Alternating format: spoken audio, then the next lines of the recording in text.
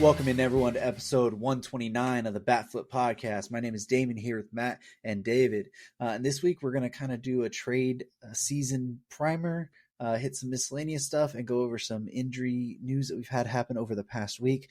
But before we jump into all that, Matt, how you doing this week?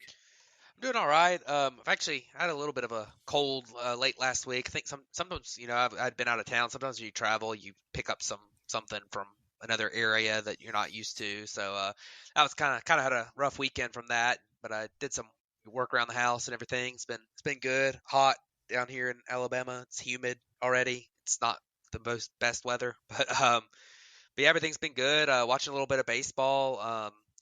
Excited for the weeks to come. It's going to be an interesting time of year as teams kind of jockey for their position before the All-Star break and the trade deadline and stuff. So very very good baseball going on. But how are you doing today, David? Doing good, just busy with work, uh, after work curriculars that we typically run into, but I'm ready to talk baseball today. Haven't been able to get into it a little bit these last couple of days, man. I swear. We talked about them last week, man. Cubs are bothering me, but it's good. We got some really good stuff to come up here. I think the trade deadline's going to be very energizing in terms of the baseball season, and I'm excited to get into it. And so, Damien, how are you doing this week? I'm doing all right. Really haven't had much going on. Just kind of normal week over here at least. So I'm just excited to get into this and see what the All-Star break and trade deadline is usually my favorite part of the year. So excited we can start kind of talking about that and see what it's going to be like this year because it's kind of been around the league. The speculation has been that it was going to be a quieter deadline, but looking around at it, I think it could be one of the more underrated deadlines.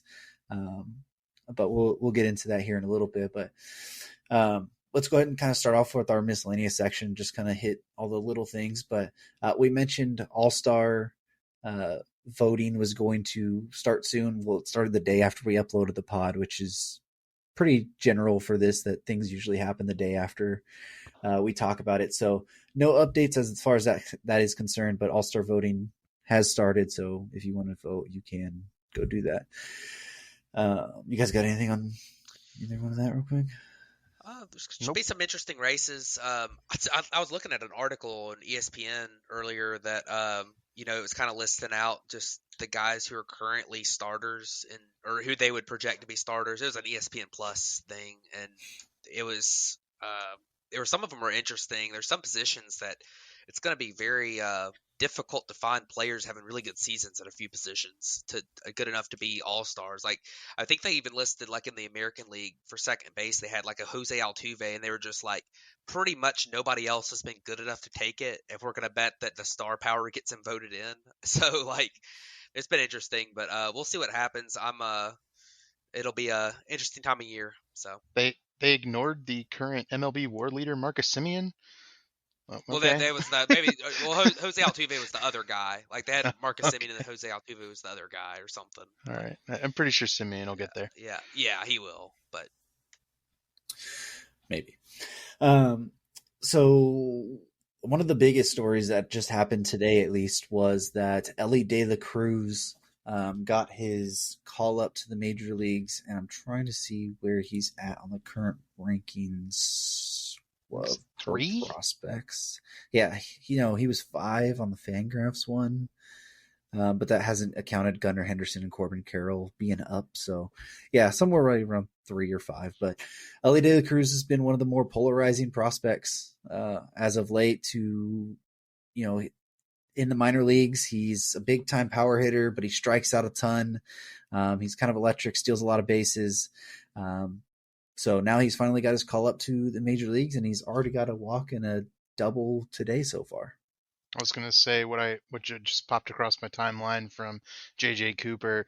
Elly De La Cruz has had 2 plate appearances. He already has the hardest hit ball by any Reds player this season. He has the fastest sprint speed a Reds player has recorded this season.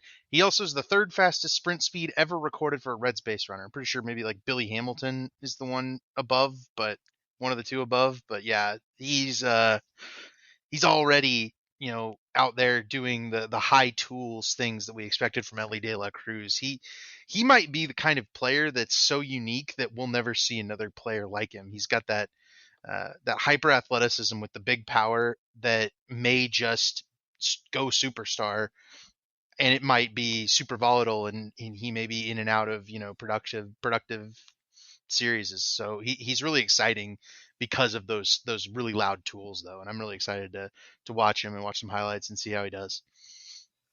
Yeah, I agree. I think Elly De La Cruz is a guy that has that, like you mentioned, the fastest sprint speed, the hardest hit ball, like the tools here, and they've been saying for the last 2 or 3 years, the tools were just unbelievable. Like even before he got all this prospect hype, and then he started performing at a high level, albeit that some of it was a little bit of a mirage, I guess, because of, I mean, he struck out 31% of the time at high A last year, 31% of the time at double A last year.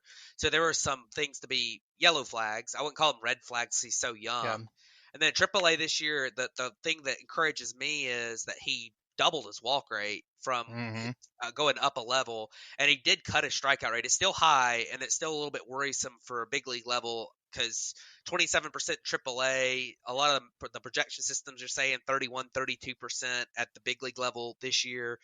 But it's one of those things where if you're doing that and you're hitting the ball really hard and you're not totally overmatched, you can come up and start getting your experience on a big league team. And you never know. Maybe he takes off and just that extra competition, feeling that belonging at the big league level makes him continue to improve. And the guy's got the talent. And if he's got I don't know anything about him personally. If he's got a good head on his shoulders and he is able to continue to make those adjustments, continue to get better making contact, then my God, this guy could be like, I mean, we could be sitting here in a few years and thinking of him in the same category as some of the top best players in baseball. So He reminds me of Yeah, Fernando absolutely. Tatis Jr. he does. He reminds me a little bit of that too. Him and it's and O'Neal Cruz as well. I mean, Yep. he reminds me of O'Neal Cruz as well.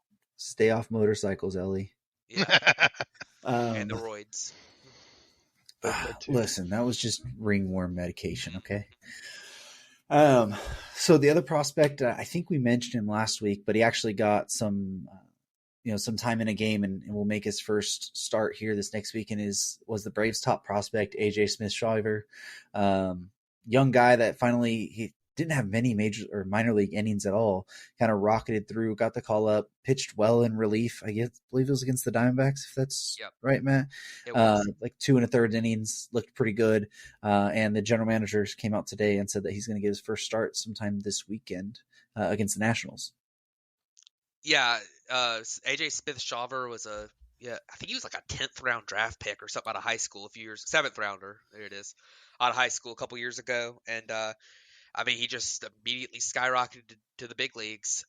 He was a guy that he was a dual sport athlete. He played football. I think he was actually like signed to play D1 quarterback somewhere, and then he just came in and his command's gotten a lot better this year, and he got to double A after just look. I mean, he was everyone at high A was so overmatched by him, like he wasn't even going to learn anything. So they promoted him to double A, and then they promoted him after 2 starts and 7 innings to triple A. And the thought was that maybe like they didn't like the tacked ball and him pitching with that, and then he pitched 2 starts at triple A, and they're like, nope, you're ready for the majors. So here he is.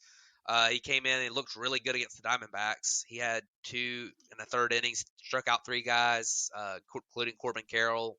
He did walk a guy at the end, but he's going to get his chance to start, and we'll see what happens. The Braves need a starter. They had to send Mike Soroka back down, who struggled in his 2 starts back in the big leagues, which was really cool to see him return. But it was pretty obvious after his first start he wasn't ready yet, and his second start was really not good either. So, they're going to give Smith-Shawver a shot, and then the Braves are probably going to be a team that's kind of looking like we might be looking at it a little bit later with these teams that might be selling. The Braves might be looking at one of those pitchers we talk about later, but for now they're going to give Smith-Shawver a shot. It'll be interesting to see what happens. I cannot recall seeing a rise like this. I It's mean, crazy. he is 20 years old, man. Like this is a Juan Soto type of rise through the minors where he just never found any competition. And he's obviously pitched once, 2 innings, struck 3 out, didn't allow a run. Like, this is a type of guy who could be really otherworldly, and it's kind of crazy that the Braves have pulled him and Spencer Strider out in the last couple of years, where those guys aren't like top prospects. Not everybody's expecting them to be dominant players, and they just rise up and take advantage of their opportunities and make the most of each level. And I commend the Braves here for being very aggressive. It's easy to get wrapped up in, oh, their pitcher's having a good run, right? Well, we want to make sure that he stays at the level, proves his worth, etc. It seems like they don't really care with this guy, and that might be just be their belief in him or something to that effect. But uh, you know, this is a rise I haven't seen, and a willingness by the Braves that I haven't seen from any other team to just promote a guy and see what he's got. And the Braves are in such a good spot right now that they can kind of afford to take a lump or two if Smith Schauber can't get going. But I don't really see any reason to believe he won't at least be an acceptable 4 or 5 starter at this point. Even if he has a couple of blow up starts or he just can't get the ball in the strike zone, like, I envision he'll be pretty nasty and he'll be very difficult to square up. So this is a guy that it's got, he's going to be teammates with Spencer Strider. It's going to be a nasty combo maybe later on in the season, next couple of years. Yeah, I wonder how much of his development has been helped by the fact that he's not a two-way or two-sport athlete anymore. Now that he's really just focusing on baseball, what that's been able to do for him as a pitcher, kind of developing that stuff year round rather than kind of focusing on it 6 months out of the year or whatever it is. Yeah, I want to add to that, Damian. That's a good point. And he's a guy that when he first came up with the in the minor leagues and made his debut in 2021 at the Complex League, and in 2022 he struggled a little bit throwing strikes. And I think just working full-time baseball, repeating his delivery, working on his mechanics there has really helped him improve in that area this year. So that's definitely a good point. Yeah. So speaking of a guy who needs to go and reinvent or improve his mechanics or something, Alek Manoah, he basically got demoted to the Complex League, which this is probably more of just hey, just go get yourself right for a little bit rather than send you to AAA and AA where you're just going to be, facing guys who you're probably overmatched with. It's just kind of going and being with your guys all the time. But he's been god awful this year. The past couple of years, he had really broke out. Last year had a 2.24 ERA. The peripherals were mid threes pretty much, except the xFIP. But this year, a 6.36 ERA, a 6.42 expected ERA, a 6.52 FIP. What did he give up? I think it's 6 runs in a third of an inning last night against the Astros, which was kind of the final straw for them. But if the Blue Jays want to be successful and have a deep playoff run, they're going to need a guy like Alek Manoah to go figure himself out pretty quickly, and hopefully the Complex Leagues where he does that. Yeah, Matt's been down on Manoah, so I'll turn it over to him to let him maybe not take a victory lap, but just to note, I don't know. I think this might be several combinations all at once, but it's not the first time we've seen young players go down. It's not the first time we've seen young players struggle. This is a more public one because the Blue Jays have World Series aspirations and they needed their starting pitching to be really good this year, and it hasn't been. So, we're going to, we saw, at least from the public ones that I can recall from the Cubs perspective, is Kyle Schwarber went down, Ian Happ's been down, and those guys have come back and been able to bounce back. I envision that Alek Manoah will be better for this, but right now got to be disappointing, and got to be disappointing for the Blue Jays fans, whom I'm sure kind of felt like they had a future ace in Manoah and are very disappointed with this season. Yeah, just, Manoah's a guy that I think I think some of it's mental, some of it's physical, some of it's just kind of like luck too. Like, I think he's probably been a little bit unlucky just on, I don't know. He's just had a tough run.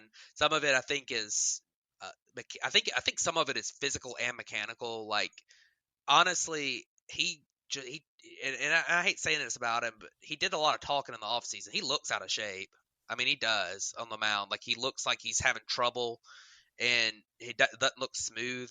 I mean, and I think mechanically, he's not where he needs to be. And I mean, some of it turns mental because when you start to struggle a little bit and you're on a contending team, and he's a real rambunctious personality. He talks a lot. He talked a lot last year. And when you're a guy that's done a lot of talking and then you all of a sudden can't back it up anymore, a lot of times that's the type of guy who really starts to have a hard time. And I think that, and obviously I'm not pulling against him. I think he's, I don't like to see people really, really fall off a cliff like that. I know that I hate it for him, but it's a good chance, the mental side for sure, to go get right. I mean, just take Phantom IL stint was something that I thought would probably happen. And honestly, I mean, if you've got options, you're basically doing the same thing a Phantom IL would do anyways. If you just send him to the complex league, I mean, I think that they'll probably rest him a little bit, have him throw some bullpens, maybe face some live batting practice against guys down there, and eventually probably put him in AAA to see if he's been able to make the right adjustments. But for the Blue Jays, it does suck for them. But honestly, like, even if you don't have a fifth starter now, because they really don't, like, throwing a bullpen game every fifth day is what they were doing when Manoah was starting, except like they were down 6-0 throwing a bullpen game when he was starting. Now they'll be 0-0 when they throw a bullpen game. So I mean, that's kind of the way it's been for them. But we'll see what happens. Hopefully he's able to right himself and get back soon. Yeah, and just to give some stats behind of what's kind of gone wrong for Manoah this year, his walk rate has skyrocketed. Even in 2021, it was 3.22. Last year was 2.33. This year's 6.52. Batting average on balls in play. The 2 years he was good, he was about 240s. He's 324 this year. Not getting guys out when they're on base. His first in 2021 was 76.6, 82.6 last year, 70% this year. And like I said, the home run rate has just doubled in the amount so far. So, I mean, you could see there's clear things. You need to stop walking people and stop giving up as many homers. I mean, it's easy to say, but I mean, there is a clear path to success for what Manoah needs to kind of do to get back to it. He's falling behind in accounts and walking people, and then he's trying to throw them over the plate, and he's giving good pitches to hit. So yeah, his velo's down a full mile per hour too this year. Yeah, that's also been part of it. But so let's go ahead and jump over to the injury news that we've had happen, and we'll go ahead and start with one of the smaller ones. But the Rays starting pitching takes another hit. They've already lost Drew Rasmussen and Jeffrey Springs, and now they've lost Josh Fleming to the IL with left elbow soreness as well. I don't think I've seen anything else come out about what the timeline is. If either one of you guys know that, feel free to jump in. But it's obviously a big hit to that rotation, who've already lost two guys who have been really good so far this year. They did get Glasnow back. You still have McClanahan. Eflin's pitched pretty well, but I mean, never want to say the Rays are going to run out of arms because they just find a way to always be successful with it. But the starting rotation's already taken 3 hits so far. Yeah, it's tough for the Rays. I hate that they keep losing pitchers, but it seems like they just don't get worse anyway. So, I mean, I guess Glasnow's back now, and that helps. So it's worth noting that Josh Fleming is their worst pitcher by WAR, and this might actually be a benefit to them to some extent. He's got a 5.87 FIP. So they'll be all right with Taj Bradley, Tyler Glasnow, Shane McClanahan, and Zach Eflin, who pitched like extremely good tonight. Yeah, he did against the Twins.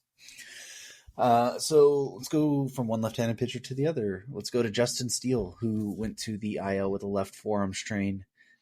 David, you'll have some more information. He came out of the game, I think he's one-hitting the Padres at that point. He might have been no-hitting the Padres at that point. Looked great, but there was a mound visit, and he was shaking his arm around and stuff.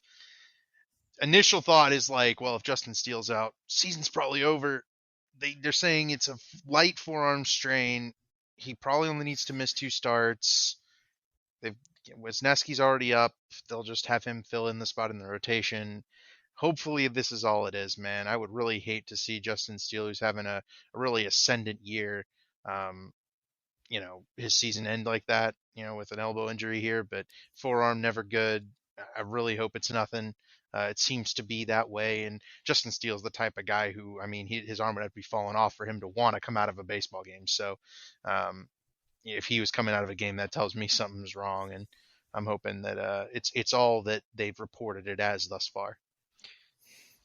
Yeah, you really hate to see him get hurt. He was having such a great year to start off, and just after, he battled through a lot to get to the big league level and to start having success. So, hopefully, this is not a big setback that, you never know when you hear forearm strain, it scares you. But hopefully, it is just a couple starts and he's back, which is not really that big of a deal if that's the case. But we'll see. Hopefully that's the case. I've got I've got actually a quick update on this. One of the Cubs beat writers just tweeted about it and said that he's played catch every day since landing on the IL, and he's felt great through the process so far.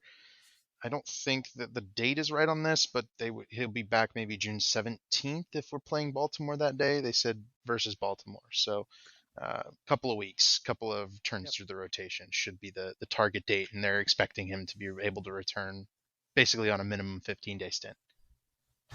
Well, there one is. Um, so let's go ahead. I want to say the big one for the last one, but we mentioned Riley Green last week that he had left the game that day with something with his lower leg. Actually, come to find out, it was a stress fracture in his fibula, and sounds like he's going to miss about 6 to 8 weeks after the second opinion. I think there was potential for a surgery involved, but after the second opinion, sounds like about a couple months for Riley Green. Which we mentioned last week was going to be a big hit to the Tigers lineup if he was out. But, Tigers took a couple big injuries the last couple weeks. Yeah, it sucks for Riley Green. I don't know if this is, I remember he had the broken ankle a couple years ago. I don't know if it's the same one, but he, he had a pretty good start to the season. I think there were some things that were still worrisome with his peripherals, but he had been he's been the Tigers' best hitter for the season so far, and it sucks to see him get hurt. Hopefully, he comes back soon. You hate seeing guys like him, continue to miss development time because he kind of needs the development time right now in the big leagues. And just having these repeated injuries just set that timetable back for him to really be able to mature as a big leaguer. So hopefully he's able to come back soon and continue that this year. Yeah, Riley Green's he needs the at bats. He's still really young, so hopefully this one's a quick healing fracture injury. But you hate to see something like that for a young, exciting player on a team that's kind of in contention in a weak division, and the Tigers that really need him. Absolutely. So let's go ahead and jump to the big one that we alluded to just a minute ago, but was the biggest breaking news today that happened is that Jacob Degrom will have to undergo Tommy John surgery. Will be out all of this year and pretty much all of 2024. So he said he's going to try to come back late next year, but looks like maybe 2025 is the next time we'll see Jacob Degrom, which really sucks. He's been the injury-riddled guy ever since the 2020 season. Signed that big contract with Texas this year. When he's pitched, looked like the old-fashioned Jacob Degrom. I think he was dealing with a shoulder injury at one point, or is the back, and then it came out that the elbow was the culprit of it, the torn UCL. So sucks for Jacob Degrom. Hopefully he comes back, but looks like the next time we'll probably see him is at age 37 already.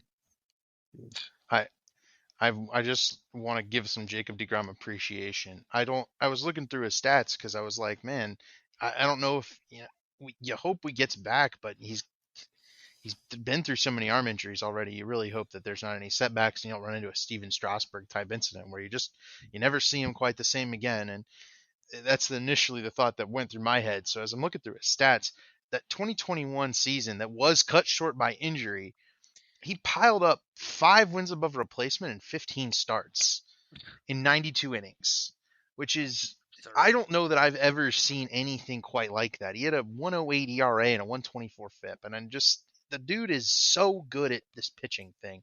He never walked anybody. He struck everybody out. He threw 100 miles an hour. Like, gosh, I hope it's not the last we've seen of Jacob Degrom. But that was the big risk. We discussed it at length about signing that big contract with Jacob Degrom. You were risking him getting injured again, and it's come to fruition for Texas. They're still a good team. They're still in contending in this division in the AL West, but not what you wanted to hear when kind of they were expecting to get Degrom back as kind of your kind of quasi trade deadline acquisition.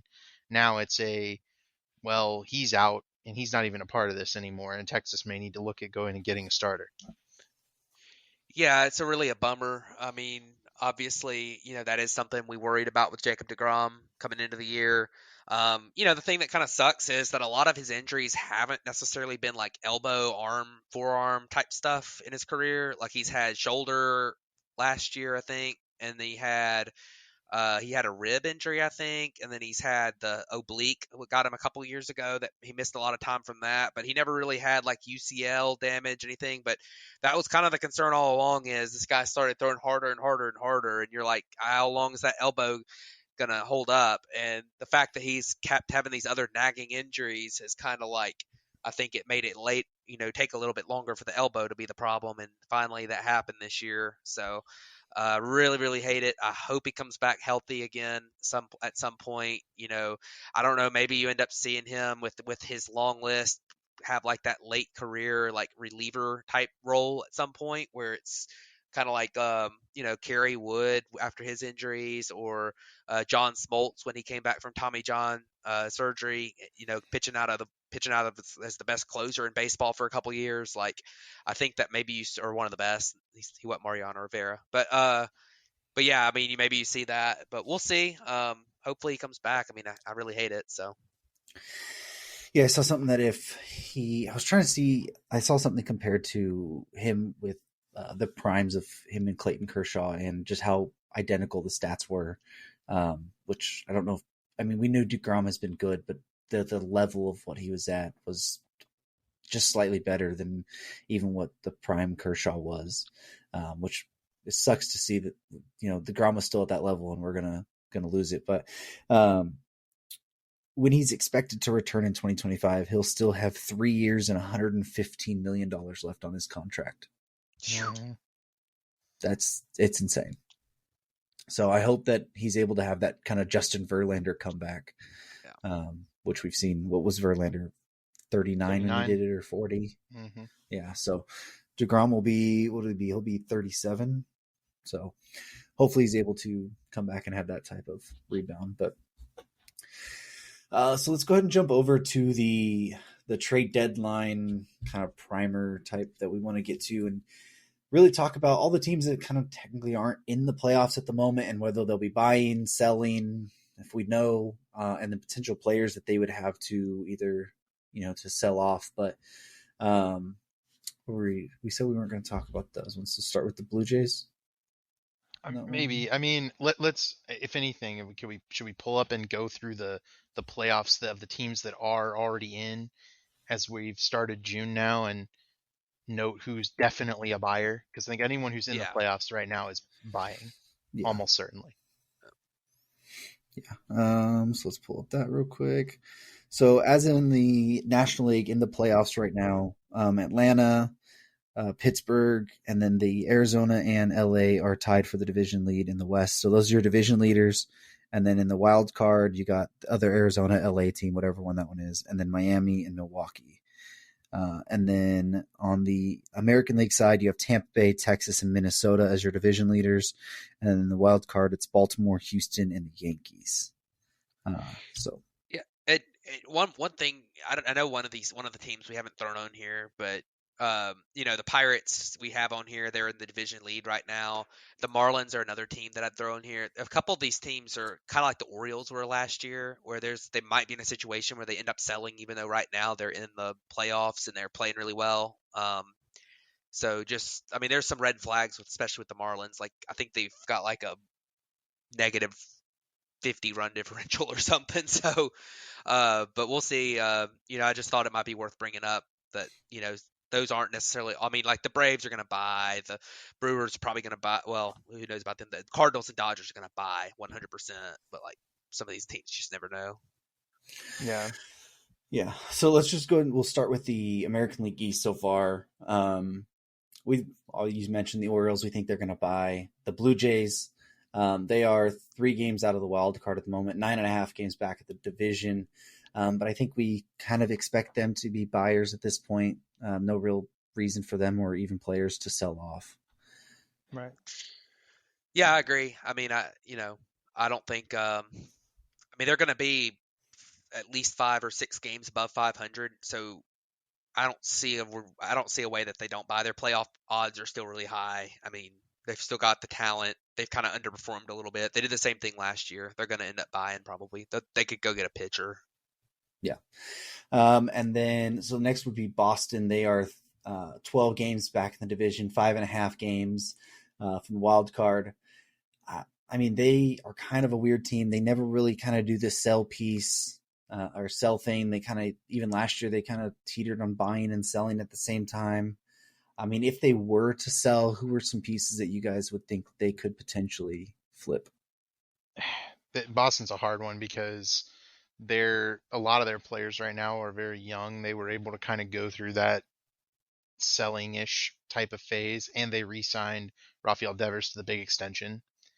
So the amount of pieces they have is little, and it's where I noted selling on the spreadsheet here we have, but they're only 5.5 out in the wild card. And they've got they invested in Masataka Yoshida and Devers. They've still got Verdugo around for a few years.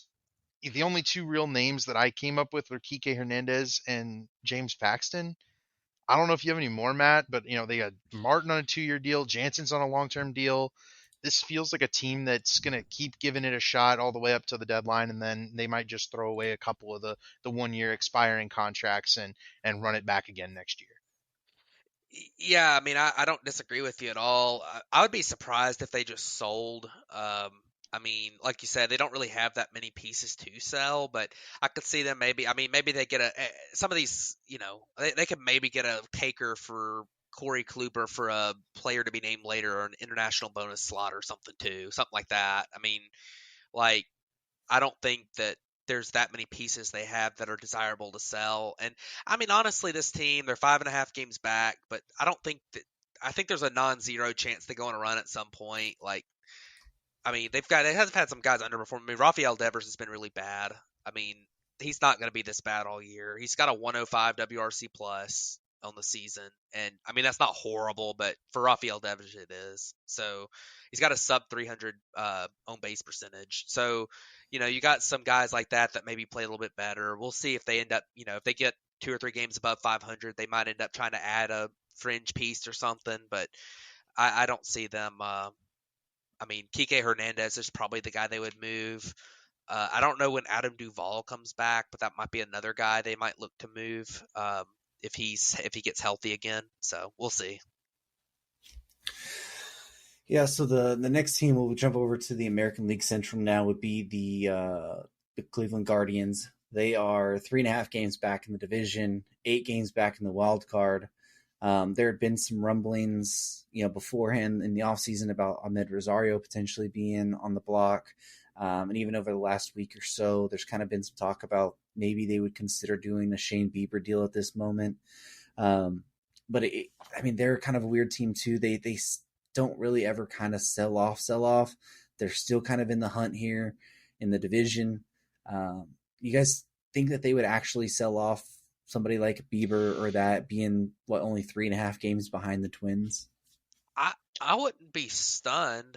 I mean, we saw him trade Mike Clevenger a couple years ago when he was kind of in a similar situation. That was kind of weird because of the breaking the team rules or whatever right before it happened. But I I wouldn't be totally shocked. I mean, they've traded pitchers in the past, and they continue to bring up guys who pitch well for them. So you know, paying extensions to guys, to pitchers, really hadn't been really their thing to do. I mean, look at Kluber too. They traded him before the season, but a couple few years ago. But they've definitely shown the willingness to part with pitchers they really like or that have been really good for them, because they have confidence that the next guy they bring up is going to develop and be really good too. So we'll see what happens. But I wouldn't be shocked if they traded Shane Bieber. My issue with them trading Shane Bieber here is that his value is probably the lowest it's been Yeah. in several years. This isn't the best time to trade him. He hasn't been striking guys out this year. His velocity's down a good bit. Been getting hit a lot harder. I don't know that he would be he's certainly not the best starting pitcher we're going to talk about right now. And they've brought up Tanner Bibby, who's been much better. Logan Allen's been much better. The young guys are really proving themselves for Cleveland right now, but Bieber has not been able to carry his weight, and that's a big reason as to why they're in the position they are right now.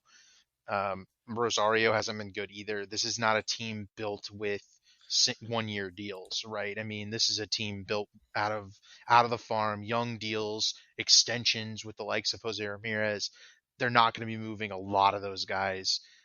So I don't anticipate this team maybe truly selling, but if they do find a taker for Shane Bieber, it would be a team overpaying for him for what they're getting right now, which is not the Shane Bieber of 2020, for example, right? So, Yeah. yeah. And I wouldn't be totally surprised if the Guardians go on a run at some point and they end up buying because they're in a bad division and Mm-hmm. Tristan McKenzie's coming back. Like, I think he either just came back or he's just about to. Yeah, And he just came back. yeah, so I mean, with him, and if Bieber kind of, starts to pitch a little bit better, kind of back to his career normal, what we know he can be. And I mean, their offense is bad, but I don't know if it's this bad. So it might be, but I feel like they're probably a little bit better than they played so far, even though they only have 20% playoff odds. Yeah, We'll see. I definitely think they're better than they've played so far, which is why it's hard for me to see them actually wanting to try and sell off some pieces. But in the same division, the Detroit Tigers, they're 4 games back in the division, 8.5 games back in the wild card. They're kind of in that unknown spot as well. They really don't have much to trade off. I mean, their kind of pieces would be. I mean, I know you guys aren't really big on it. Potentially a Javi Baez deal, which is probably very, very, very like not going to happen. But Eduardo Rodriguez is an interesting name. He did just get hurt. He'll be out 6 to 8 weeks, maybe making his return right around the trade deadline. But he's pitched really well this year. He has the opt out after this season, so not sure what the value would look like there because I think he's signed for 3 more years after this year. You know what? So some team's going to have to the Tigers are going to want the value of a 3-year guy when you potentially get a rental, but Yeah, see, that's the problem with Eduardo Rodriguez is that it's going to be very difficult to find a trade partner for him because, like, the upside is you get a guy who has dealt with injuries at times this year. He's got the finger injury right now. Last year, he went AWOL for half the season, and he is, and he's at bad. Like, if he pitches well, he's a rental. But if some of those issues come back, like last year he had all those issues. Like this year he has he's got this year he's had the injury. Like if he comes back, if he comes, one of those things comes back or whatever, like he, then he's a 4-year guy who, you're probably on a bad contract. So, I mean, Yep. I don't know. Like I just don't see I don't see Eduardo Rodriguez actually getting moved because I just don't think they'll get much for him. Yeah, for what it's worth, the last I think 4 starts for Michael Lorenzen, who's on a 1-year deal, were really good. It's actually it's even a little bit further back than that. He's been solid. It won't be a big piece, but you've got they've only got a couple of decent bullpen arms, right? We saw them sell off Gregory Soto in the offseason, so I wonder if Alex Lange wouldn't, selling him before he hits arbitration wouldn't be similar to the Cubs moving Scott Efros last year. But yeah, this Tigers team probably doesn't buy, but then again, right? They just don't feel like the type of team that's got enough to sell that would make it worthwhile to give up a bunch of these pieces. Yeah, I agree. I mean, it just seems like they stand pat just because they don't have a lot to give away. I mean, they might, like you say, they might get some kind of like reliever flyer on Michael Lorenzen or something, but like the only guys that have value to other teams right now for them they're not going to trade because they're prospects or they're young and they'd like to see them figured out. So I'd be shocked if they gave up on Spencer Torkelson, but I mean, he's been I really don't think they'll trade disappointing, him. and Yeah, he has. it's worth noting while we're here though that we're trying to mention the guys who are kind of obvious trade targets here, but the way the teams are thinking now, we're seeing different types of trades where we're seeing teams go for young MLB talent. Young MLB talent, we could see different like contract trades, money saving trades. It's not just going to be limited to 1-year deals. Those are a lot of the names we're talking about, but like a team providing a very good player to the the Tigers for Torkelson wouldn't be shocking. I don't expect it to happen because I think the Tigers are just going to hang on to him and see what he can do. But that's the kind of thing that I think front offices are starting to get really progressive with their thoughts, and that maybe we can capitalize on the prospect value. If we don't believe in a guy like Spencer Torkelson anymore, maybe we can still change that into something that is valuable for our team this year, while we do have a kind of an outside chance at the division in a weak division. Yeah. So bringing up that back in that end of that division, it's the Kansas City Royals. They're 13 games back in the division, 10 games back in the wild card. I think it's pretty clear and obvious that they're going to be a selling team. They have probably the two hottest reliever names on the market right now in Aroldis Chapman and Scott Barlow. There was even an article today by The Athletic saying that they could look to either package Chapman and Barlow together to kind of increase the prospect haul to one team, because that team could just completely transform their bullpen there with, a high level back end right hander and left hander. And then the other kind of sneaky name that was potential about being packaged onto one of those two was maybe even Salvador Perez. Seems like the Royals kind of want to get off that contract a little bit. I think he's still got 3 years left of club control, if I'm not mistaken. I think it's 2 years with the club option. I doubt that happens, but I mean, I think it's very, very, very possible that we see Aroldis Chapman and Barlow go at this deadline. Could even be in the same deal. Yeah, I think Scott Barlow's their most attractive trade piece, because he has done this for a few years now. He's been really, really, really good. This is his third straight season where he's been a legitimately like a closer caliber reliever. And he's also got 2 years of control left. He's not, or a year and a half. So he's ARB eligible in 2024. So he's under control next year. And he's young. There's nothing, the thing about Aroldis Chapman is that his velocity's back this year. He's been good, really good so far, but the walk rate is skyrocketed, and you just never know with the way the last couple of years have gone for him. You never know when he might lose it again. So, we'll see what happens with there. I think that packaging them would make a lot of sense, especially with it being a lefty and a righty. I think that'd be pretty cool. And then I don't see a team trading for Salvador Perez. I think, especially like with the contract, like they might be able to, if they ate some of the contract, then you might be able to get something. But and he's been good at the plate this year again. But you're looking at a guy who's probably a DH, and especially like a midseason pickup. You rarely see catchers get traded midseason if they're going to be primary catchers, and unless it's like a defensive replacement type guy. And I mean, the defense is bad anyways with him. So I mean, is a 120 WRC plus good enough to trade for and be a DH only? I mean, especially with that big contract.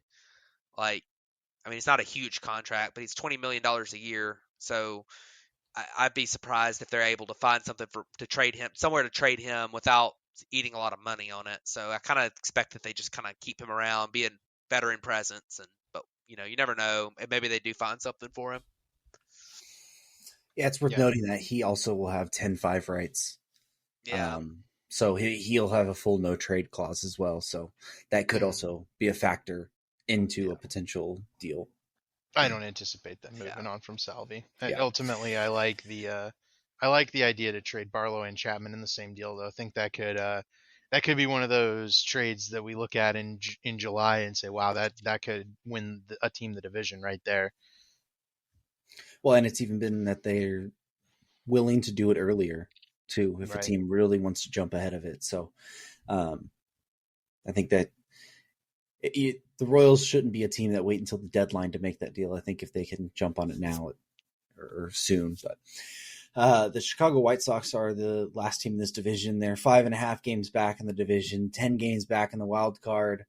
It's kind of an unknown on them as well. Feels like they are probably going to stand pat probably or buy, but I feel like they probably should end up potentially selling here, especially with some of the names that they have that they could probably capitalize on some value. I would argue this is the most talent that we're going to be mentioning in this list, just in one team. which is what makes them needing to sell all that much crazier. I just can't understand how this team hasn't been able to put it together, but they're almost their entire starting rotation is theoretically available. You know, Lance Lynn, Lucas Giolito are free agents at the end of the season. They are almost locks to move regardless. Lynn is probably less value right now. He's just not enjoying the pitch clock. Giolito threw 6 no-hit innings tonight, so a lot of skill still there, despite the inconsistency. But the big question is whether they'll move on from Dylan Cease, who is, I believe, a free agent after next season. So that extra year of control could be really valuable, and you could see some high-end prospects moving for that. Not to mention, I think Cease would probably be the most attractive pitcher on the market. It's just a matter of whether or not a team can kind of corral that walk rate and get him pitching like he did a couple years ago. Yeah, this is a really interesting team because on one hand, the White Sox are really not. I mean, for as bad as they were for first month of the season, they're not totally out of it.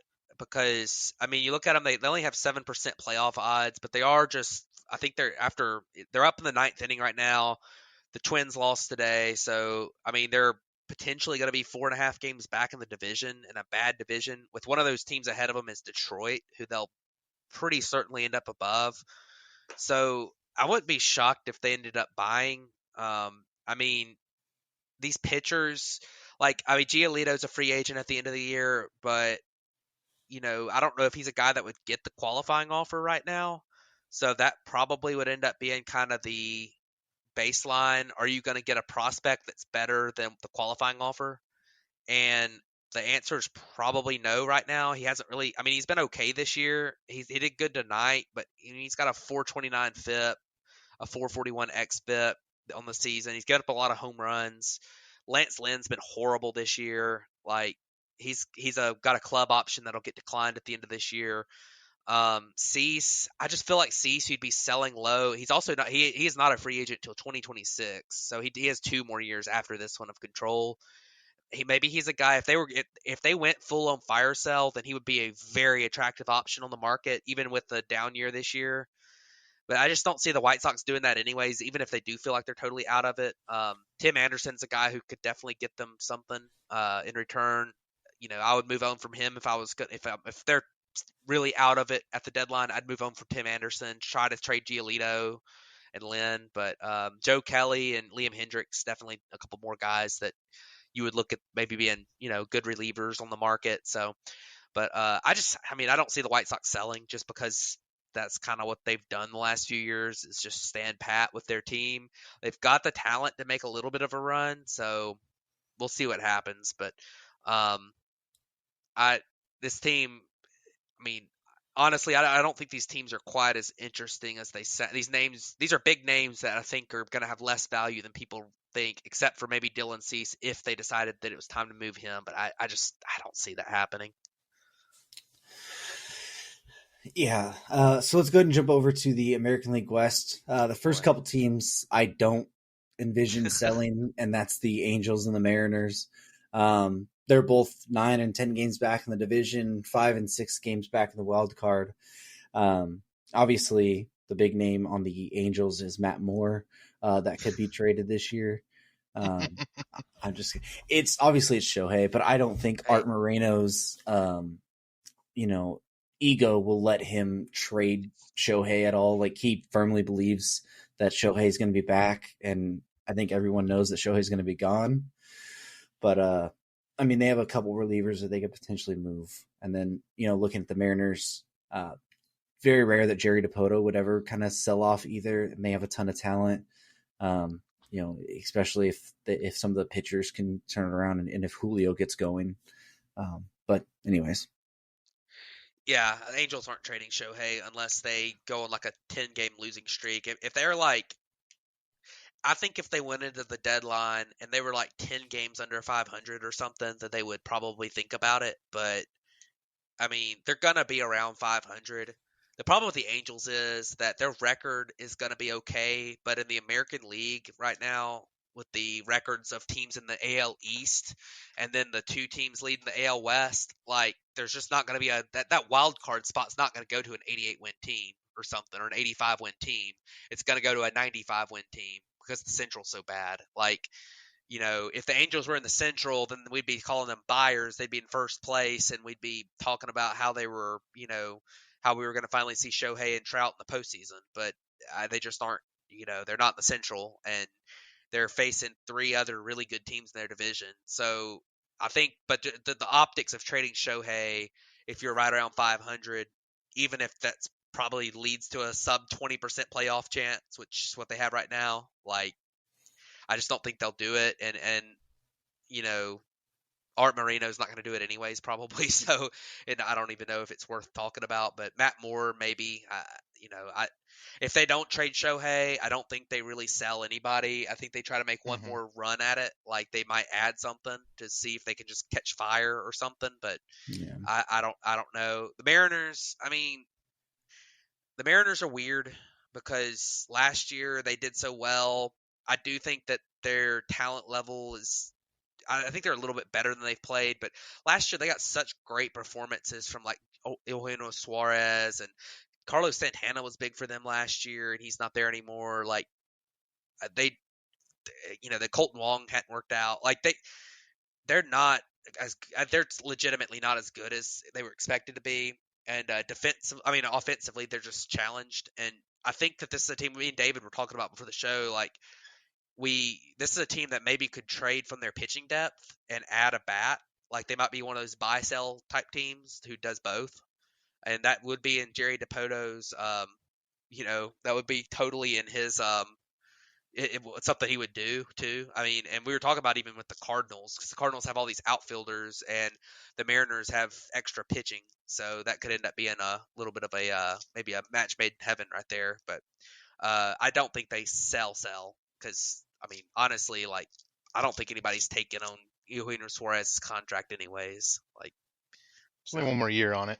Yeah, but still, it's a lot of money, and he's not very good right now. So he's been okay. Here's the weird part about both of these teams is that you've got, the biggest name on the list, which is Shohei Ohtani, obviously, but in a situation where the owner definitely feels pressure to succeed, right, with the team he has, or and Ohtani's probably leaving, but we have to note it because if the Angels do lose those games and we turn around and sell them, we didn't mention it, we're looking foolish. So I think there's always a chance here, but I think it's not likely. And I ultimately believe that the reason they won't sell Shohei Ohtani is because he's on the team.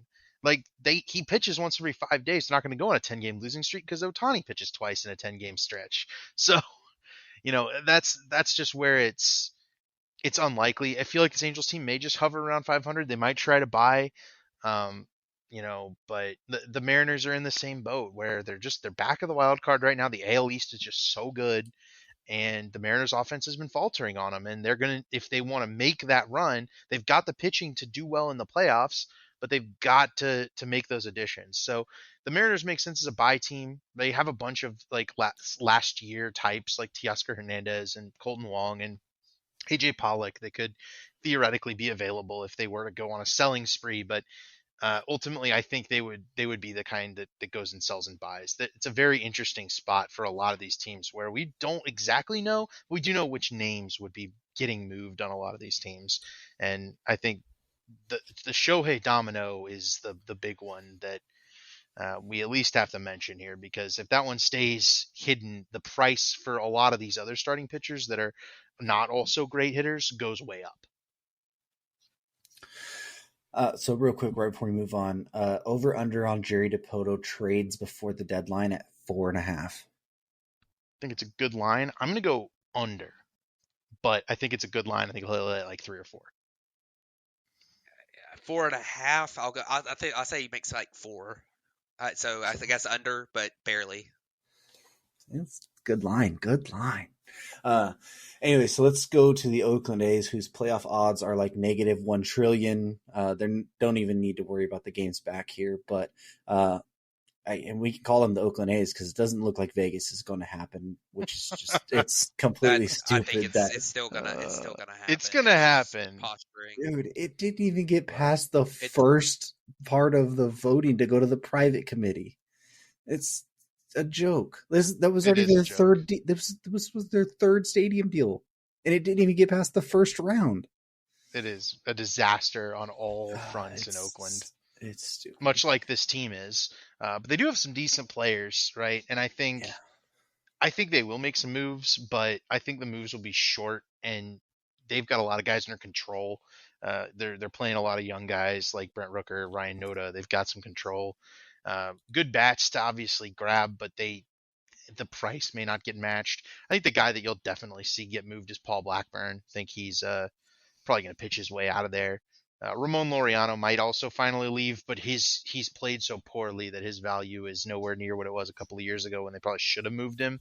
So Oakland selling again, yay! They'll sell him for nothing and they'll be great. so I kind of hate that the Braves farm system here is not doing so hot. That didn't But stop you in the fall. No. well, I mean, but Sean Murphy was still doing good. I guess the Braves could get Brent Rooker. I mean, I guess it's possible, but Yeah. I don't think they're going to trade Brent Rooker, honestly, just because I mean he's got like he does have like 5 years of control left, and theoretically, like they would probably want to have somewhat of a competitive team when they did get into Vegas. So I mean that might be the type of time frame you're looking at for them to want to win like 80 games again. And I mean I think you kind of got to look toward that type of time frame, but I think and also Brent Rooker might also be one of those like 1 month flash in the pan type things too. But He um, homered tonight. yeah, I know he's been legitimately better this year, but he's also a corner outfielder who has a not great track record as a pro. That and it's been just a couple months. I don't know. We'll see what happens, but um, him and Noda both they're so young or they're so early in their careers that you never know if they're going to move them or not. But I mean, Blackburn probably gets moved. Hey, the A's are not winning 9-2 tonight, so that's happening. Um, but yeah, we'll see. I mean, they'll probably move Loriano or somebody just because like somebody will give them nothing and they'll take it. So I mean, I don't know that do they have any good relievers? I mean, I don't think they've. The one to sell would have been Trevor May, and he was very Yeah, he's disastrous. had So some issues, and hopefully he's doing well. I know he had like anxiety issues, put him on or the reason he went on the IL for a while, and he came back recently, I think. But hopefully he's doing well. But yeah, I mean, I don't know. I mean, they'll sell what they can, but I just don't think they have much to give away. So let's go ahead and jump over to the National League now, and we'll start in the NL East with the Phillies. They are 7.5 games back in the division, 4 games back in the wild card. The Phillies aren't going to sell; they're going to be a buyer. Not sure really what. I mean, you got Harper back now. You really need Trey Turner. He hit a couple homers last night. You need him to really kind of turn it around as well. I mean, I guess you could always upgrade the back end of that rotation, but the Phillies are just kind of in a weird spot where like it feels like most of their roster is set. I mean, they could probably go get a first baseman if they don't want to count on Bryce having to play some first base later in the year if he's going to still do that. But I don't know really. They're kind of in that weird spot where they should buy, but what should they really buy? I mean, the Phillies to me are a team that's just gonna stand pat because I mean they're not good. I mean the Phillies, this team's just not very good. I mean they don't have any rotation behind Nola and Wheeler. I mean that Taiwan Walker's been a disaster. he They threw were hope. 7 I shutouts know he had a yesterday. good night tonight against the Tigers, but he's been bad this year. And then like Bailey Falter hasn't done well. I mean they've got Ranger Suarez recently came back. He has pitched poorly. Nola hasn't been the same guy, and he's a free agent at the end of the year, by the way. Wheeler has been really good peripherals wise, but his ERA is hanging behind. Part of that's probably the Phillies' atrocious defense.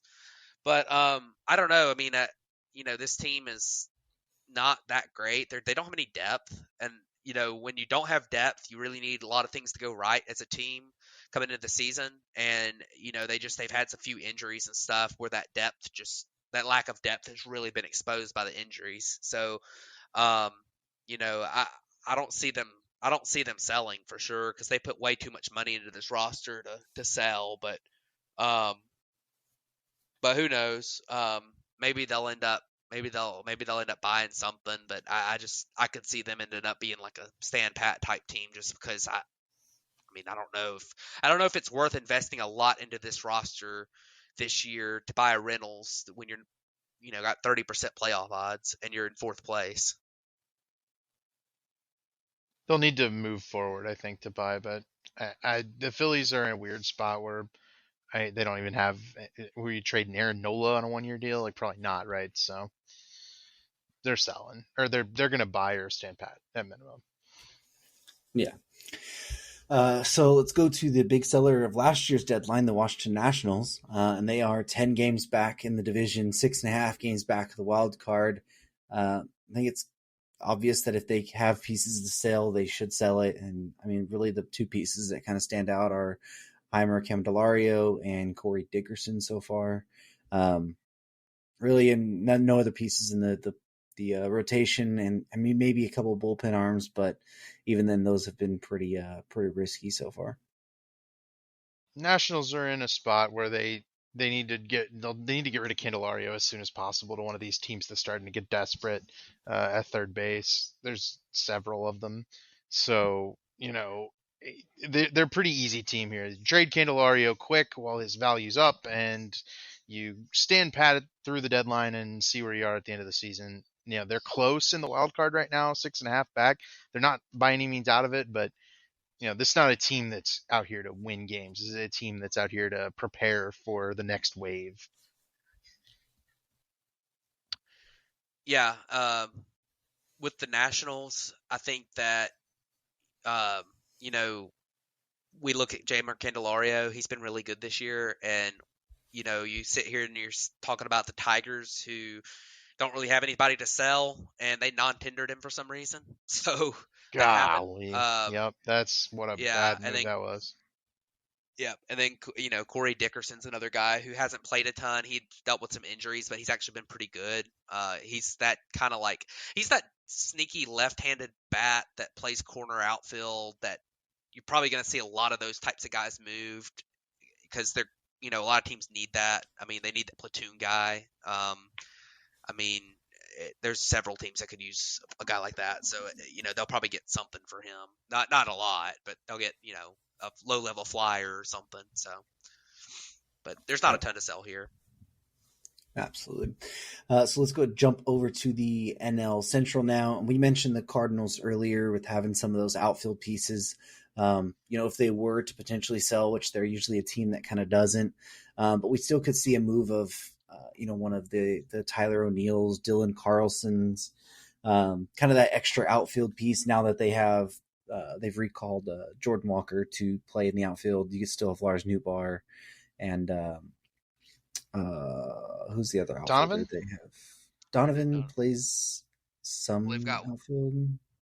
Who's the other guy? Who am I thinking? They've got Carlson, Jordan Walker playing outfield, Nootbaar. Heck, who is it? Is Gorman in the outfield? O'Neal, no, Gorman's at third, right? No, Gorman's at second. DH second. I don't know. O'Neal, maybe they don't need another. Maybe they do need another outfielder. Oscar Mercado and Juan Yepes. Burleson? It's Burleson, isn't it? Burleson, yeah. Is he still at the big league level? Or Yepes, Yikes. one of them. Yeah, it's kind of all of those three. Yeah. But anyways, they're kind of the two big names have been Tyler O'Neill or Dylan Carlson to kind of move off of, if even regardless of if they were winning or not, because one of those kind of don't have a spot. But, if they could use somebody like that to get a solid starting pitcher, I think both of those guys still have a ton of potential that they could try and capitalize on to get a solid starting pitcher here. with one of these other teams, that maybe even a pitcher that has a little bit of control. But yeah, I mean, if they were to do it, those kind of would be the two names. I don't see them selling off anything else. Cardinals really just don't sell in general, but Yeah, and you think them and the White Sox are probably really good partners here. I think one of those starting pitchers from the White Sox, and for one of those outfielders, it makes a lot of sense. The White Sox have been struggling with that production from the corner outfield spots, and Yeah, Mariners too. yeah, Mariners also make a lot of sense here. So those are maybe the two I'd keep my eye on. Yeah. And remember last year, just briefly, the Cardinals did this last year, and they traded Harrison Bader for Jordan Montgomery. I mean, yeah, so they've got a We knew. pattern of doing this too. I'm pretty sure he got hurt again this last week too. he did. Yeah, He did. so we didn't even mention it because it happens every week. But yeah. So staying in the division, we have the Cubs. They are 6 games back in the division, 5.5 games back in the wild card. They're kind of in that unknown area too. They do have some very attractive pieces in Marcus Stroman and Cody Bellinger. That could be, and Andrew Smiley, who are all on 1-year deals. I believe, isn't Gomes is on his last year as well. No, Gomes I thought he was this through year. next year. So, yep. If you want a veteran catcher as well, Jan Gomes is probably the best guy that you're going to get on the market. So if they do look to sell, I mean, they have 4 kind of attractive pieces that they could look into selling off. I hate having to consider this again, third year in a row, but the optics of it would be bad, but that we're at this point, right? This team has not performed as it has, and we haven't even, none of these guys were acquisitions, or I guess only Cody Bellinger was an acquisition this last offseason, right? Drew Smiley was a re-sign. The other 2 were deals before, right? And they made a lot of 1-year deals, and none of them are viable, I think. So, this is a team that's very, very poor at, has been just not good at grabbing those 1-year deals to flip at the deadline if they're going to be selling. And, this is a team that needs some offensive help at the major league level as soon as possible. They've been trying to plug holes. They've been trying to call up young guys. It is just not working. And I do wonder if, maybe they're a fit for Candelaria. They've been struggling at third base. Wisdom's been really, really bad since that stretch in the April where he was, hitting home runs every day. But they're not out of it yet. Obviously, they're in a weak division. It's just, I just don't know. And Stroman's maybe the second or third best starting pitcher available here, and very consistent, the type of guy. But he's also expressed interest in extending as well. So it's just the kind of thing that all of this stinks to consider. And Cody Bellinger's been hurt, and since he'd been hurt, it's kind of derailed the season, it seems like. So I half expect him to sell at this point, but there was rumors already this week that the Padres were going to be interested in Stroman and Gomes together, and that's a quality package. I mean, you'd probably get something good back for it, but man, I hate thinking about this because it's a team that should be contending like it outright, and they're just not. So we have never seen the Cubs and the Padres do a pitcher and catcher trade. Another awful trade. This kickstarted all this crap. Yeah. But yeah, I mean, you look at the Cubs, and I agree with David. I mean, they're a team that, I mean, I wasn't as high on their potential to contend, but the division's really bad. And I mean, in some ways, they probably outperformed their record a little bit. They've lost a lot of close games. I know that there's been a lot of uproar about managerial decisions there, and at times in close games, the bullpen, and then of course, just some roster decisions they've made. But I mean, here's the thing, and this is the thing with the NL Central, and I probably should have mentioned it. We were talking about the AL Central. What's the reward for this? Because if you're the Cubs, the Reds, the Pirates, the Cardinals, or maybe the Cardinals have enough just pure talent, but and then in the AL Central, do you have a legitimate chance to go on a run in the postseason? And do you have the talent to win the World Series, or are you either buying to have an outside chance at win a bad division and get beat in the wild card round? Like that's kind of the thing. Like, you're either buying it for an outside chance to get beat in the wild card round, or you could sell and get yourself ready for next year. Like, That's all well And and good, but the Phillies just went on a run. but the with their, Phillies had you know, the high end talent to do it. Like I don't think the Cubs have the high end it. playoff There's also talent. the playoff bonuses to consider, right? There's Yeah. stuff to play for. It Yeah. the you know the advantages of being the division champion, right? Like, Well, that's yeah. something I you mean, can hang up yeah. And I mean, and if you preach feel to like free agents in the off season. You want to be going the right it's direction. I agree. I agree, and that's why it's a tough decision because you do want to win the division. I mean, but I Yeah, mean, even if how you're not gonna win the World Series, I'd rather win the right? division. So Well, yeah, absolutely. I mean, I'm not disagreeing with that. I'm just saying like it's the incentive like we might win the division or we might win the World Series here. Like I think there's a different level of like if you truly believe your team is a World Series contender, there's a different level of buying hmm even if your record's yeah, not fantastic. Like yeah, so you're not trading Pete Crow Armstrong to try to win the division, right? Like exactly. Like that's I not mean, the idea, but yeah, and then if you're not gonna try to win if you're not really sold on winning the division, then you might as well, if you're 6 games back or whatever, you might as well sell. So yeah, I mean, June is a very important yeah, month for the it is Cubs. for all these teams. It's important for Yeah, all these central teams in both sides because one of them will probably go on a little bit of a run in June and put themselves in a position where you feel like, okay, this team's probably going to win the division. Let's see if they can add enough to maybe win a playoff series. But we'll see what happens. So yeah. Yeah, and then the last couple teams in this division, the Cincinnati Reds, they're 5.5 games back in the division, 5 games back in the wild card. They really don't have many pieces to sell. I mean, maybe they kind of go with the Cardinals and part of that infield logjam and potentially move, if it's a India or Senzel or Steer or something like that. But um, I don't really see them doing that. And then the Pirates, they are leading the division right now. You would assume they would buy, but if they have a bad month of June, like we're talking about, they have some 1 year guys, some rental guys that are kind of interesting. I mean, we see Carlos Santana seems like he's flipped at every single deadline the past like 5 years.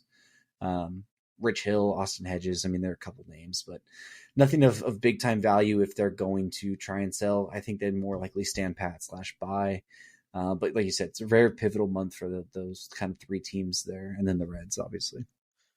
The Reds are actually in a really good spot. They don't have anything to sell, but they've got a lot of spots on the roster for the young guys, and that's what's, I think, created this kind of play that they have, where they're letting Matt McClain play, they're letting Elly De La Cruz play, they're letting all these young guys play. They haven't clogged the roster with veterans that aren't producing at all at this point, right? And Will Myers is there, I guess, but the leaders of these teams are like Jonathan India, Joey Votto, Lodolo, Green, and Ashcraft, right? Like this is a team built on its young guys, and that's, I think, why it's having surprising success. Where we kind of picked them to be last in this division, but they've been better than that.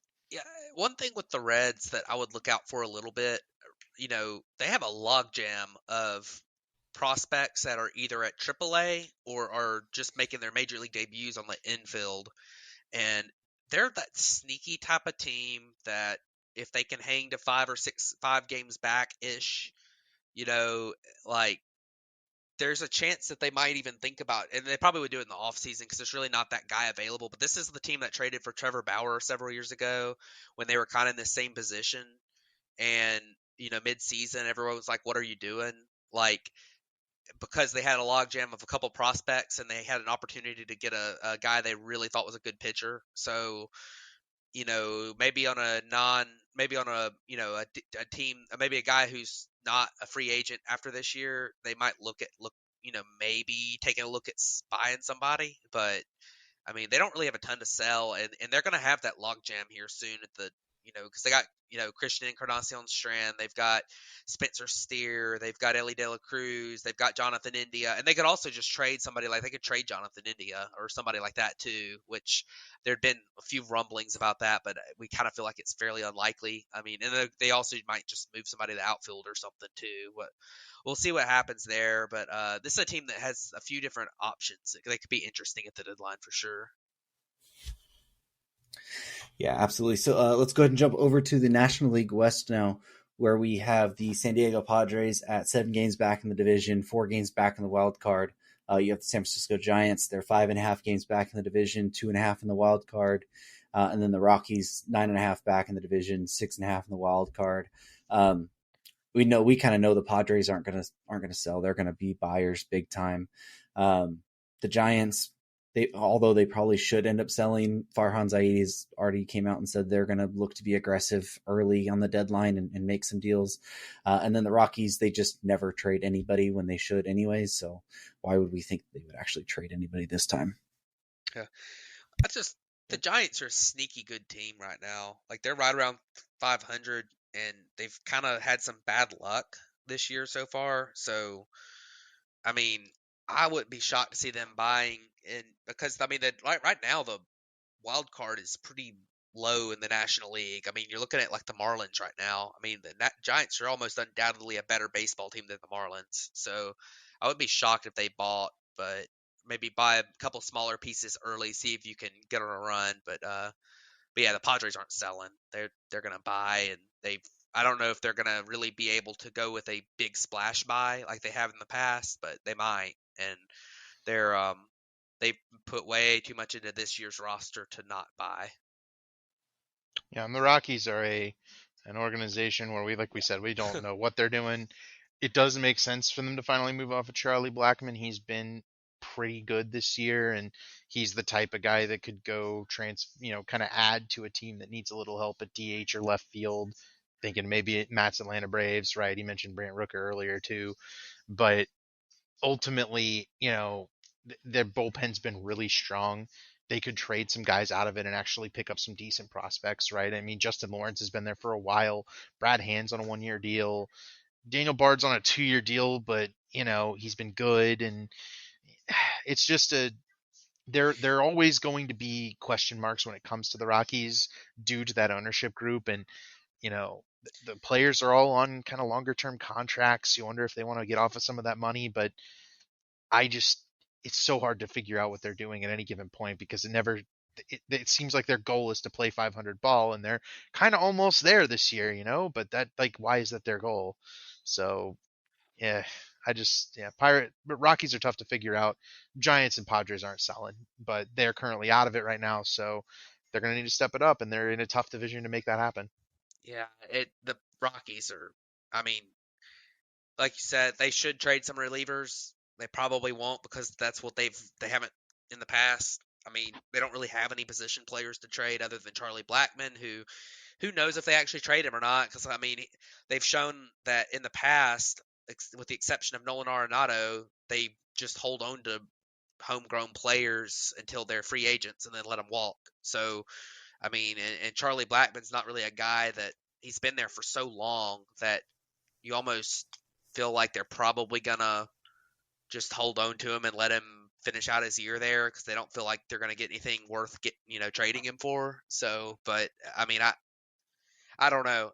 It'll be interesting to see what the Rockies do. I mean, um, they really just don't have any position players other than maybe Charlie Blackmon to trade at all. I mean, I don't know. I mean, they're a team that they're always going to be around 500 because it's so hard to win in Coors as a visiting team. But it's also extremely hard for the Rockies to win on the road because they're not used to the pitching being different. So, I mean, they're always going to end up winning most of their home games and losing most of their road games.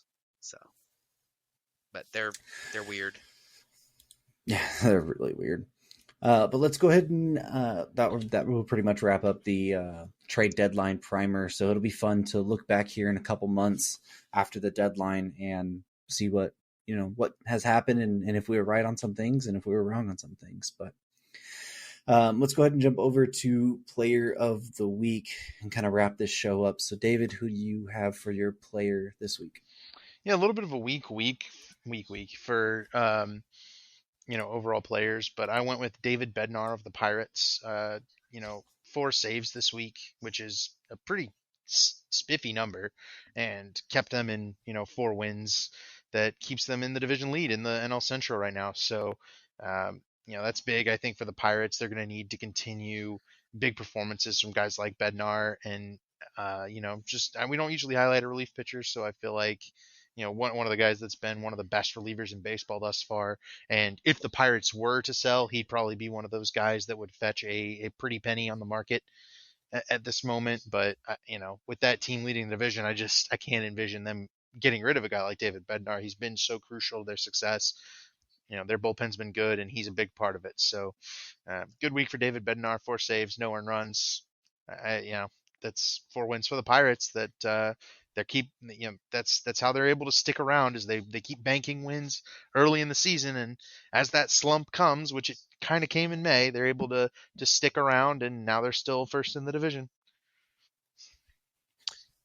Yeah, I mean, that's I still can't believe the Pirates are still in first place right now. But my player that I picked was Chris Bassett. Um, he had a start this week, which was really cool. He pitched, I believe it was 7 2/3 shutout innings, and it looked really good.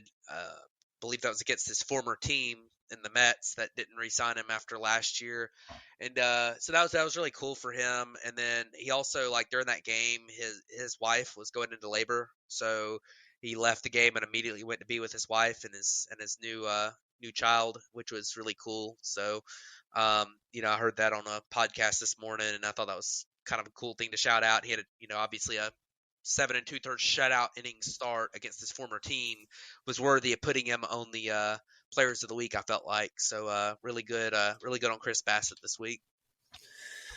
Yeah, I saw the video of that one where John Schneider got out and sprinted to the mound almost, and just immediately said for the bullpen. And then when he got there, he reached for the ball and then told him to go be a dad. Yeah, that was really cool. Or something like that, or go become a dad for the second time or something like that. So really cool for Bassett. And I want to even say that was in New York, if I'm not mistaken. So it was kind of in the old ballpark and everything like that. So really cool week and story for Chris Bassett there. But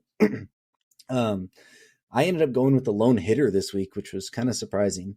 But I ended up going with Alex Bregman of the Houston Astros. This week, he had 2 homers, 2 runs, hit 9 RBIs, really led the Astros through this week. He'd started off the season really bad, but 20% walk rate this week. He's always a guy who walks more than he strikeouts. Hit 417, 553 on base, 237 WRC plus. I mean, the top 5 players were tied in WAR this week. So, I mean, you could have easily picked any of them there. But I just think for a guy who had been struggling this week, and then to kind of lead the Astros team with 9 RBIs so far this week. And I think they had a really good series against the Angels. So I ended up going with Alex Bregman, but you could have picked any of those top kind of 5 guys and not been wrong. But we should mention Luis Arias, although we mention him all the time on here. His batting average today went above 400 for the season, which is incredibly insane to think about. And I can't believe that David had him as a guy to worry about when the season started. I did not. Thank you. It was the other guy. Yeah, Matt. I was worried about. Wait, what? You were worried about Luis Arias. I was. Oh yeah. I thought I remembered saying that. No. They were. That trade was going to be a lot more in favor of. It was totally you, Matt. Don't fact check that. Yeah, 100%. Yeah, totally me who said that. I thought the Marlins got a raw deal from the media on that trade because I thought it was a really good trade for them, and Rice was really good. No, you totally said the opposite. I know for sure. Worth noting on the Bregman thing that Alex Bregman's down year consists of him walking more than he's striking out and having a 355 on base percentage. So, that's a guy who doesn't always get to his power, and that's kind of where he ends up struggling. But it feels like the whole Houston team, other than Yordan Alvarez, hasn't really gotten to its power this year. So, maybe that's a kind of a team-wide thing. I mean, he and Kyle Tucker have the same number of home runs this season, so bit of an odd thing thus far. But I think Bregman will be all right. No, yeah, he had started the season god awful, but the last month he's hit 317, 860 OPS. So, he always does this though every single year. Mm-hmm. But that's gonna wrap it up. Anything else that you guys want to hit on right before we close it out?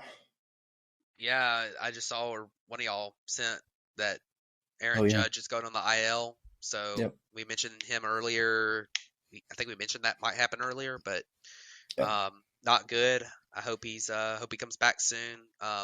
the Yankees invested a lot of money into him, and they thought after these last 2 years that his injury concerns were gone. And this seems like it was kind of like a freak thing, but it's not good to see your guy on your first year of an 8-year, $350 million contract or whatever it was go on the IL for the second time. So for the season, and the Yankees need him to do well. So Yeah. Yeah, and Luis Arraez's 401 batting average is ninth highest by a qualified hitter through team first 62 games. I think since 1900, and the highest was 422 for Larry Walker in 1997. So historically strong start for batting average for Luis Arraez, but he's been an all-around good hitter too, and got a good on-base percentage. He's been walking a lot, striking out never. So that's a guy that can. I mean, Damien, give your stat that you mentioned before the show, but he's been super good, and a 400 chase is really cool in this day and age. Yeah, so just to wrap it up, Luis Arraez, his career multi-hit games are 150. So he has 150 career multi-hit games, almost a whole full season's worth so far in his career. And strikeouts, total strikeouts in his career, he has 142. So he has 8 more multi-hit games than he does career strikeouts. That rocks. That's so awesome. In 2023, which is, notorious for strikeouts the past few years. But anyways, that'll wrap it up for this week's episode of the Batfoot Podcast. Thank you guys for tuning in, and we'll catch you guys back next week.